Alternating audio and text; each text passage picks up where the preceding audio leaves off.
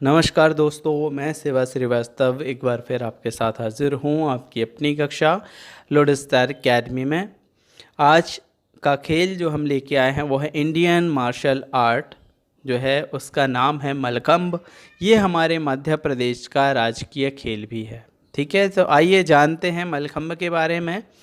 मल्लखंब भारत का एक पारंपरिक खेल है जिसमें खिलाड़ी लकड़ी के एक ऊर्ध्व खंभे या रस्सी के ऊपर तरह तरह के करतब दिखाते हैं। वस्तुतः इसमें प्रयुक्त खंभ को मल्लखंब कहा जाता है। देखो यहाँ पे जो है मल्लखंब, ये दो अलग अलग शब्दों से मिलके बना है। ठीक है, पहला है मल्ल यानी योद्धा और दूसरा खंभ यानी खंबा, लकड़ी का खंबा, इससे बना है मल्लखंब। और ये जो है प्रोनाउंसिएशन इसका बिगड़ते बिगड़ते मलखंब बचा है, मलखंब।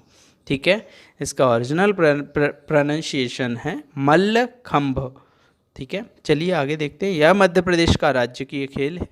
2013, ये पॉइंट याद रखना है हमेशा, 2013 में इसको मध्य प्रदेश का राजकीय खेल घोषित किया था और इसमें प्रभास जोशी नाम का पुरस्कार मिलता है। ध्यान रखना है, ये 2 पॉइंट ये एग्जाम में आते ही आते हैं। ठीक है, चलिए देखते हैं।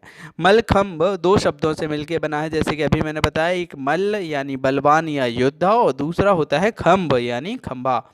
उल्लेखनीय है कि मुख्यमंत्री श्री शिवराज सिंह चौहान, ये भी पूछा जा सकता है कि किसने इसे घोषित किया, तो शिवराज सिंह चौहान जी ने आयोजित एक मंत्री परिषद में बैठक में यह निर्णय लिया कि प्रदेश के 14 मल्लखंब क्षेत्र यानी मल्लखंब केंद्र होंगे। इन 14 में कई बार पूछा जाता है निम्नलिखित में से किस जिले में मल्लखंब केंद्र नहीं हैं। तो 14 हैं टोटल, 51 जिलों में 52 जिलों में कितने हैं, 14 हैं। चलिए देखते हैं। इंदौर में है, खरगोन में है, उज्जैन में है, बैतूल में है, दतिया में है, पन्ना में है, रतलाम में है, शाजापुर में है, शिवपुरी में है, ग्वालियर में है, टीकमगढ़ में है, जबलपुर में है, छतरपुर में है और सागर में है। ठीक है, तो ये हमारे 14 केंद्र हैं मल्लखंब के। चलिए आगे देखते हैं। मल्लखंब का इतिहास कहाँ से कैसे चालू हुआ देखते हैं अपन। इस प्राचीन भारतीय खेल की उत्पत्ति का जो अनुमान है, अनुमान लगाया गया, कंफर्म नहीं है, अनुमान है, वो 12वीं शताब्दी के पूर्व भाग से लगाया जा रहा है। यानी 12वीं शताब्दी से के पूर्व से ये खेल चलता आ रहा है। लकड़ी के खंभों पर अभ्यास करने वाले पहलवानों का उल्लेख 1153 ईस्वी में चालुक्य द्वारा लिखित मानशोलो में मिलता है। ठीक है, कई बार पूछ लिया जाता है कि जो मल्लखंब है उसका उल्लेख कहाँ मिला, तो ये पहला उल्लेख इसका मानशोलो में मिला, जो कि एक ग्रंथ है और इसे चालुक्य द्वारा लिखा गया है। यह 19वीं शताब्दी के अंत में बलभट्ट दादा देवघर, बाजीराव पेशवा द्वितीय के शारीरिक प्रशिक्षक द्वारा पुनर्जीवित किया गया था।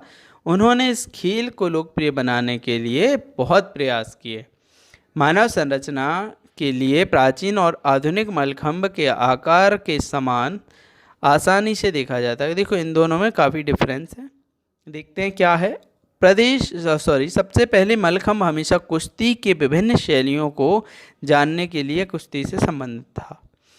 इस खेल में जिम्नास्टिक भी शामिल है। वर्तमान खेल में शरीर, सतर्क, मांसपेशियां और मन, एकाग्रता और मांसपेशियों का विस्तार, सांसों में लय, आँखें चौड़ी खुली आदि शामिल हैं। अब प्रतिस्पर्धात्मक स्तर पर कठिनाई का स्तर दिन प्रतिदिन बढ़ता जा रहा है, इसलिए सुरक्षा उपकरणों की आवश्यकता महसूस होती है। मतलब ये है कि कठिनाइयाँ दिन पर दिन बढ़ती जा रही हैं। ठीक है, तो हमें जो है सुरक्षा की दृष्टि से कुछ उपकरण चाहिए। चलिए देखते हैं कैसा होता है। ये है भाई मल्लखंब। इसमें मैंने मल्लखंबों के 3 जो टाइप अलग अलग होते हैं उन तीनों टाइपों को बताया है। ठीक है, तो ये मल्लखंब प्रतियोगिता है, इसमें लड़कियां भी होती हैं, लड़के भी होते हैं। या रस्सी पे भी, जो आधुनिक मल्लखंब है उसको रस्सी पे करतब दिखाते, ये आपको दिख रहे होंगे ऊपर अलग अलग, ये लड़कियां ये रस्सी पे करतब दिखा रही हैं, ये देखो। ठीक है, तो ये अलग है मल्लखंब। एक ये वाला मल्लखंब है जो लड़कों द्वारा खेला जाता है, इसमें लड़कियों को अलाउ नहीं होता, ये सिर्फ लड़के हैं, ये खंबे के ऊपर अपना करतब दिखाते हैं। इसके अलावा एक और है, ये 2 प्रकार के मलखंभ हैं, एक प्रकार और है मलखंभ का, आगे देखेंगे अपन। ठीक है, चलिए। मलखंभ की पहचान 19वीं सदी, ठीक है, शताब्दी में पेशवा बाजीराव द्वितीय के गुरु श्री बालम भट्ट दादा देवघर ने इस विद्या को एक नई पहचान दी। सन 1958 में पहली बार नेशनल जिम्नास्टिक चैंपियनशिप के तहत मलखंभ को राष्ट्रीय स्तर की प्रतियोगिताओं में शामिल किया गया।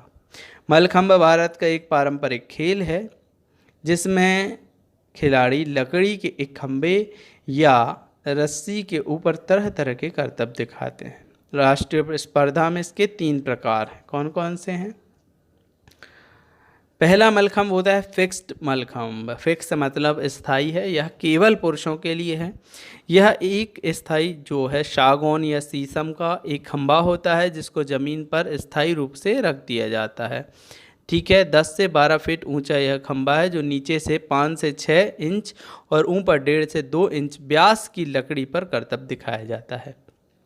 यहाँ से आपको याद रखनी है 2 चीज़ें। पहला, लकड़ी कौन सी? सागौन और शीशम की, और दूसरा इनकी ऊंचाई और इनका व्यास। ऊंचाई 10 से 12 फीट होती है और जो व्यास है वो नीचे 5 से 6 इंच रहता है और ऊपर 1.5 से 2 इंच, यानी नीचे ज़्यादा और ऊपर कम। नीचे से ऊपर जाते समय व्यास घटता जाता है। ठीक है, आगे देखते हैं। मलखंभ का ये है पहला प्रकार, हमने देखा इसमें एक लकड़ी होती है जो फिक्स कर दिया जाता है और फिक्स में नीचे मोटी होती है और ऊपर जैसे जैसे बढ़ते जाते हैं तो वो पतली होती जाती है, यानी 5 से 6 से 1.5 से 2 फीट बचती है। ठीक है, चलो आगे देखते हैं। ये एक मलखंभ का पहला प्रकार हो गया, इसको बोलते हैं फिक्स्ड मलखंभ, ये सिर्फ पुरुषों के लिए खेला जाता है। दूसरा होता है हैंगिंग मलखंभ, ये भी केवल पुरुषों के लिए है। इसमें क्या रहता है कि यह फिक्स्ड मलखंभ का छोटा जो है संस्करण है। इसमें आमतौर पर संतुलन अभ्यास का प्रयोग किया जाता है। लकड़ी के पोल पर एक हुक या चैन की मदद से जमीन से लगभग 3.5 से 4 फीट की ऊंचाई पर एक दूसरी लकड़ी को लटकाया जाता है और उस पर खिलाड़ियों द्वारा मलखंभ किया जाता है। कैसे किया जाता है चलिए देखते हैं आगे। ये है, इस पोल पे मैंने क्या किया, इस पोल पे रस्सी बांध के और एक मलखंभ लटका दिया लगभग नीचे से 4 फीट ऊपर। अब इस लटके हुए मलखंभ पर, ये आपको दिख रही होगी, नीचे मोटी है और ऊपर जैसे जैसे जा रहे हैं हम पतली होती जा रही। इस लटके हुए मलखंभ पर करतब दिखाना ये कहलाता है हैंगिंग मलखंभ। ठीक है, और तीसरा मलखंभ होता है शेप मलखंभ। यह प्रमुख रूप से महिला खिलाड़ियों के लिए है। ठीक है, पुरुष भी खेलते हैं लेकिन प्रमुख रूप से महिला खिलाड़ियों के लिए है। इसमें होता क्या है, जो महिला खिलाड़ी हैं, यह मलखंभ एक आधुनिक प्रकार है, हमने पहले भी बताया आपको। इसमें रस्सी के सहयोग से विभिन्न यौगिक मुद्राओं को दर्शाया जाता है और यौगिक मुद्राएं की जाती हैं। कैसे, चलिए देखते हैं। ये है, देखो, एक डंडे में यहाँ पे एक डंडा लगाया जाता है या किसी भी हुक पे एक रस्सी लटका दी जाती है। उस रस्सी पे जो महिलाएं हैं वो अपनी योग मुद्रा, ये देखें सारी महिलाएं अलग अलग योग मुद्रा में हैं। तो योग मुद्रा का जो एक स्वरूप है वो यहाँ पे दर्शाया जाता है। ठीक है, तो ये रस्सी पे लटक के किया जाता है और ये प्रमुख रूप से महिलाओं के लिए है, इसलिए इसका नाम है शेप मलखंभ। ठीक है, तो ये 3 प्रकार के मलखंभ हो गए। आगे देखते हैं मलखंभ का अद्वितीय खेल क्या है, कैसा देख लेते हैं। मलखंभ पर जिस तरह शरीर को मोड़ा जाता है, घुमाया जाता है, फैलाया या संकुचित किया जाता है, वह दर्शकों को मंत्रमुग्ध कर देता है। मलखंभ पर खेलने से जो है गति, सजगता, एकाग्रता और समन्वय विकसित करने में मदद मिलती है। मलखंभ का प्रशिक्षण कई अन्य खेलों का अभ्यास करने में मदद करता है, जैसे कुश्ती, जूडो, जिम्नास्टिक, एथलेटिक्स, घुड़सवारी, टेनिस आदि। ठीक है, यदि आप मलखंभ के अच्छे खिलाड़ी हैं तो इन बाकी खेलों में भी आप अच्छा प्रदर्शन करेंगे।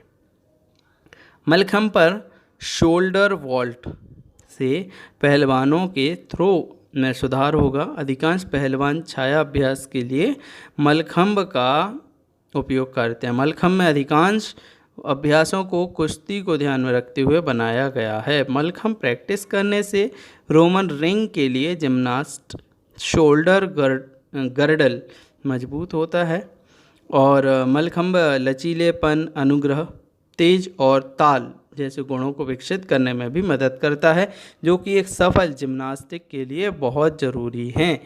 ठीक है। एथलेटिक्स एक मलखम्ब ने एथलेटिक घटनाओं के लिए आवश्यक एथलीट के धीरज, शक्ति और सहन शक्ति को बढ़ाया। टेनिस और बैडमिंटन मलखम्ब पर देखो, इन हर एक खेल के लिए अलग अलग है। एथलेटिक्स के लिए अपन ने देख लिया, एथलेटिक्स में मलखम्ब का जो है क्या योगदान है, क्या ज़रूरी है। तो मलखम्ब ने एथलेटिक घटनाओं के लिए आवश्यक एथलीट के धीरज, शक्ति और सहन शक्ति को बढ़ाया। टेनिस और बैडमिंटन में मलखम्ब ने क्या सहयोग दिया? तो मलखम्ब पर एक सीढ़ी कंधे की, कमर और अग्र भुजाओं की मांसपेशियों को मजबूत करती है। अगर कलाई के जोड़ का लचीलापन है तो वो भी लचीलापन नहीं है तो वो भी बढ़ जाता है, यानी कलाई के जोड़ का लचीलापन भी बढ़ाते हैं, जो कि टेनिस और बैडमिंटन के लिए काफ़ी ज़रूरी है। आप ज़रा सपोज़ करें कि आपके हाथ में टेनिस या बैडमिंटन का बैट है और आप उसको हिलाएं तो आपको समझ आएगा कि हमारे कलाई का जो है लचीलापन अच्छा होना चाहिए। तो ये उस चीज़ को भी बढ़ाता है मलखम्ब। क्रिकेट, हॉकी और फुटबॉल, इन 3 खेलों में कैसे मलखम्ब का योगदान है? तो मलखम्ब पर साइड ड्राइव कैच एक क्रिकेटर को गोता लगाने के लिए और एक गोल को बचाने के लिए एक फुटबॉल गोलकीपर या हॉकी गोलकीपर को प्रशिक्षित करता है। ठीक है। तैराकी में एक मलखम्ब से खारिज करना गोताखोर को गोताखोरी के कौशल सिखाता है। खारिज करना मतलब उस पर लटक के ऊपर से नीचे आना। ठीक है।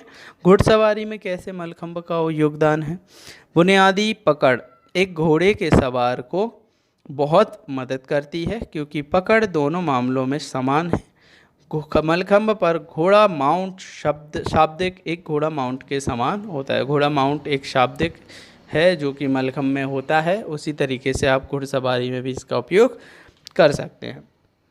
चलिए आगे देखते हैं। खेल के मलखम्ब फेडरेशन ऑफ इंडिया, याद रखना है आपको, MFI, इसकी स्थापना 1980 में खेलों को अधिक अनुशासित, मानकीकृत करने और गतिविधि को अधिक सुसंगत करने के उद्देश्य से बनाई गई थी।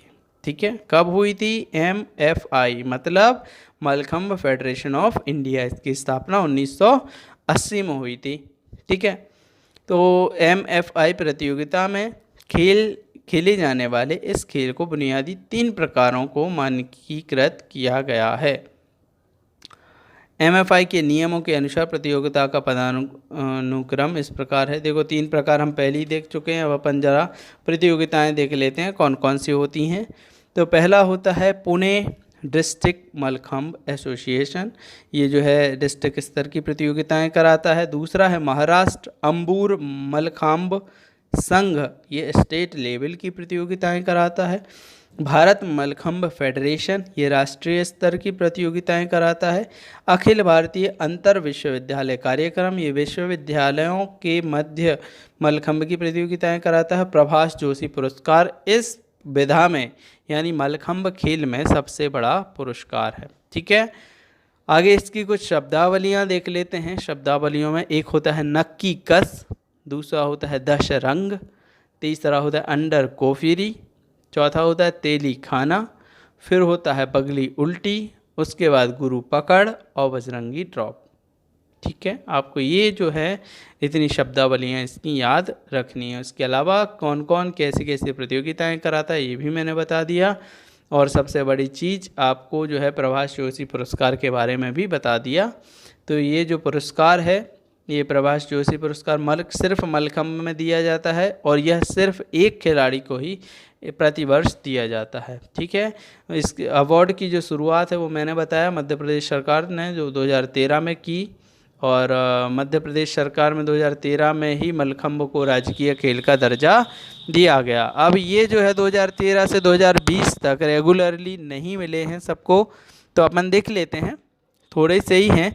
2013 में अजय बख्तारिया को मिले हैं, वो उज्जैन के हैं। अजय बख्तारिया जो है मलखंभ से संबंधित खिलाड़ी उज्जैन के हैं। 2013 में इनको प्रभाष जोशी पुरस्कार मिला है। 2014 में मिला है यशोदा मंदारिया को, ये भी कहाँ से हैं? उज्जैन से हैं। 2015 में मिला है हर्ष यादव को, ये भी उज्जैन से हैं। 2016 में किसी को भी यह पुरस्कार नहीं मिला। 2017 में मिला है चंद्रशेखर चौहान को, ये भी उज्जैन से हैं। 2018 में किसी को नहीं मिला, 19 में किसी को नहीं मिला और 20 में अभी अगर मिलेगा तो उसकी घोषणा हो जाएगी। तो आपको याद रखना है सिर्फ 4 लोगों को अभी तक मिला है। 13 में अजय बख्तारिया, चारों कहाँ से हैं? उज्जैन से हैं। तो आपको जगह याद करने की ज़रूरत नहीं है। जब भी पूछ लिया जाए कि निम्नलिखित में से कौन सा खिलाड़ी या कोई भी खिलाड़ी के नाम दे दें, वो अजय बख्तारिया, यशोदा मंदारिया जो कि एक मलखंभ की प्रसिद्ध खिलाड़ी हैं, ये किस मध्य प्रदेश के किस ज़िले से हैं? तो आपको हमेशा उज्जैन ही लगाना है क्योंकि ये चारों को मिला है और चारों उज्जैन से हैं। पहला है मिला था अजय बख्तारिया को, दूसरा मिला था यशोदा मंदारिया को, तीसरा मिला था हर्ष यादव को और चौथा मिला है चंद्रशेखर चौहान को। ठीक है, तो 12 में मिला, 13 में मिला, 13 में मिला, 14 में मिला, 15 में मिला, 3 मिले, उसके बाद एक गैप और फिर 17 में मिला और 17 के बाद अभी तक किसी को भी ये पुरस्कार नहीं मिला। ठीक है, तो ये था हमारा मलखंभ के बारे में। अगर आपको कोई भी डाउट है तो आप उसको कमेंट बॉक्स में कमेंट कीजिए, आपके सभी प्रश्नों के उत्तर समय से दिए जाएंगे। मिलते हैं अगले खेल को लेके और तब तक के लिए धन्यवाद। प्लीज़ लाइक करें, शेयर करें और सब्सक्राइब ज़रूर करें। धन्यवाद। जय हिंद।